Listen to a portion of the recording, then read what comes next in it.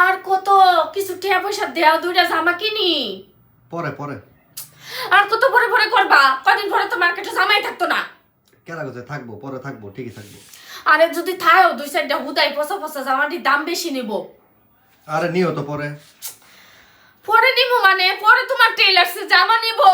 আমি আছি আরেক যন্ত্রণার মধ্যে। কিসের যন্ত্রণা?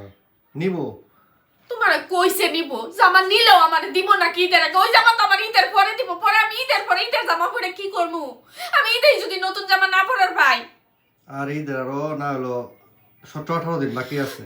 17-18 দিন এখন জামা নিলে টেইলার্সে জামা নিতেছে না। আমি দেখতাছি আমার বান্ধবীরা কইতাছে টেইলার্সে জামা নিতেছে না। এখন কি করতাম, ওরা কতটি করে বানায় পরে কমপ্লেন করতেছে আমি একটা জামা বানাইছি না।